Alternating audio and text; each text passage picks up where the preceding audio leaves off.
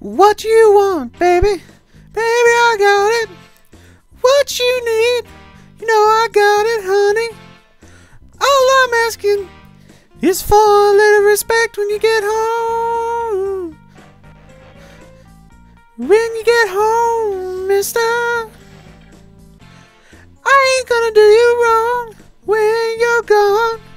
I ain't gonna do you wrong, 'cause I don't wanna. All I'm asking is for a little respect when you get home. Hey baby, when you get home. Hey guys, Shadylikeatree here, and welcome into Blues Brothers 2000 Reminiscing with Shady, episode 47. And before we get started, this game was only for Nintendo 64. It was released on November 16th, 2000, and it's kind of a it's kind of a follow-up or mirror to the movie Blues Brothers 2000s, which is one of my favorite movies of all time.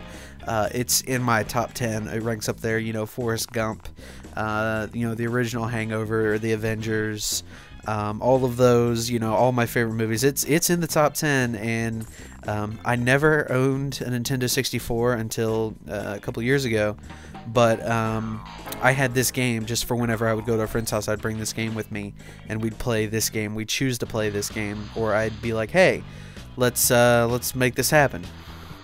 So yeah, that was I've actually never played it until I picked it up and played through it about maybe a year ago is when I picked it up, and I've played through it then, and I kind of did it so kind of quietly, and here I am doing my Reminiscing with Shady on it and the movie.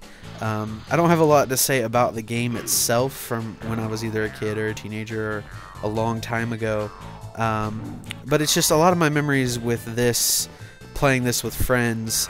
It was the music that kind of drew us in, and this was kind of about the time when I was starting to develop a taste in music and not just listen to what the popular kids in school listened to, because early on in my life, like a lot of other kids, I guess, I listened to what the popular kids were listening to, which at the time was NSYNC, Backstreet Boys, Britney Spears, all that stuff, and some of it's really good music, but for being a 6th grader, I didn't know what half the things they were talking about back in this time. You know, I would have been in 6th grade when this came out.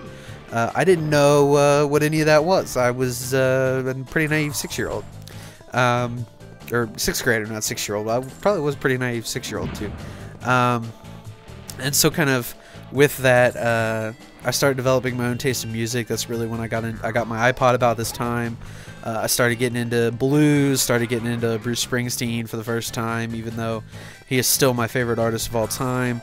I like the Blues Brothers and their kind of blues music. I liked Aretha Franklin, Crosby, Stills, Nash and Young, all kinds of just different artists, and Blues Traveler was another one. I liked some of their stuff, and this was kind of the time when I was developing my music tastes, and my friends had I had some friends who had some similar tastes in the blues and in rock and roll, and a lot of 80s and 70s and 60s music that the Blues Brothers cover and emulate. And of course, you know, they have a couple of their own songs that they've performed, but they've done like Grateful Dead stuff.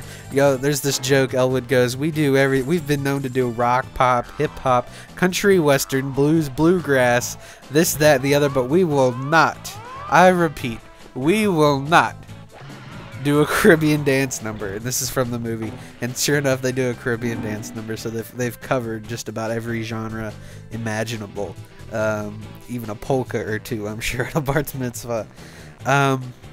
This game, you know, it's a lot of fun. It's kind of hard to control, and a lot of times it's not obvious what you need to do, but because I've played through it and watched a lot of the tutorials on YouTube, I've figured it out, and I'm showing off kind of the first mission here mostly. I've cut out a lot of it just because I mess up quite a bit. This next part is going to be pretty difficult for me, so I'm going to skip around a little bit, and kind of just show you some of the highlights of the gameplay. So if you see any of the skipping around, then you'll know what I mean. But yeah, this was just a game I played with my friends. My one friend Corey, he was a big blues, and he actually played the saxophone in the band I was in high school. And So we would play together because that was another. I don't know if I've told this story or not, but when my mom worked at the middle school here in where I live, and then she went on to, and you know, I was going to elementary at the time. This was right after my parents had split up. Well, maybe not right after. This was when I was in 5th grade. So yeah, it would have been probably about 5th grade or so.